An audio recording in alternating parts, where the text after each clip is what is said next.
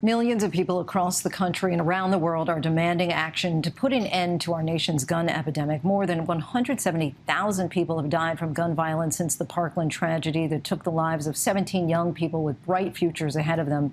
David Hogg, Parkland survivor, gun control activist, and co-founder of March for Our Lives, joins us now 4 years since the 2018 March for Our Lives rally. David, thank you so much for joining us. Thank you for having me. So today, 1,100 body bags were placed on the National Mall's lawn to show the cost of Congress's inaction when it comes to gun control. What are you hoping will come from this demonstration? You know, we hope that the Senate has a vote on universal background checks. That's all we're really asking for right here, is simply to do the simple next step. When we started, we didn't have the House, we didn't have the Senate, and we didn't have the White House. It's 4 years later, and we have all three, yet we haven't seen a single law pass Congress since, and we're demanding that they pass universal background checks in the Senate. And there's an expression that's used after every shooting. You've heard it many times. Never again should there be another school shooting, grocery store, theater shooting. Never again should lives be taken away. But time and time again, more lives are lost. What can Congress do today, in addition to the universal background checks?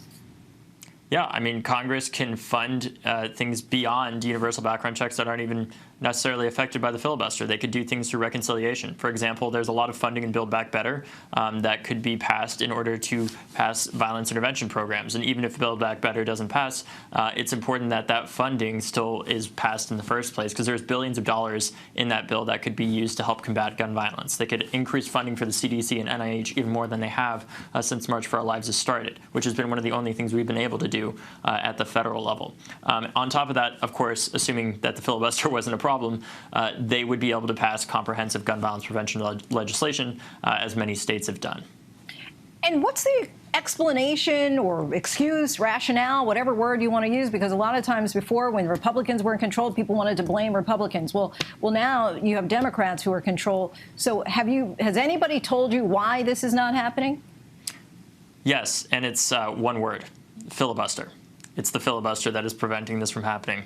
It's this, mundane rule that was set up. It's not even in our Constitution, that prevents us from being able to use the fact that we have a majority in Congress that the American people have voted in, that unfortunately is stopping us from passing a bill that 90% of Americans support. 90% of Americans support universal background checks, and yet the Senate can't pass it. I want to take a look at a clip from the 2018 March for Our Lives rally. Let's take a listen. They will try to separate us in demographics. They will try to separate us by religion, race, congressional district, and class. They will fail. We will come together. We will get rid of these public servants that only serve the gun lobby. And we will save lives. You are those heroes. We will save lives is the goal, is the ideal. Do you feel that certain aspects have improved toward that goal since that day? Yes, we have one of the most civically engaged generations in American history, working not just against gun violence prevention, but against every issue that is an existential threat to our future. We're not waiting for the people that are currently in power right now to act and do the right thing. We're acting to make them do the right thing through the use of our vote. In 2018, we saw one of the highest youth voter turnouts in a non-presidential midterm in American history. And in 2020, we saw the highest youth voter turnout in American history. I've seen progress in the fact that we've passed over 50 gun laws at the state level. We've got CDC funding and NIH funding from Congress to actually fund gun violence research. And we've also gotten the NRA to the weakest point they've ever been in American history because of the work of, frankly, some lawyers and a bunch of kids that came together after Parkland and said, hey, we need to do something about this, because it's not Democrats or Republicans that are going to solve this. It's going to have to be Americans that come together and address the fact that no child should live in fear in their communities or in their classrooms. David, curious, any part of you considered running for office?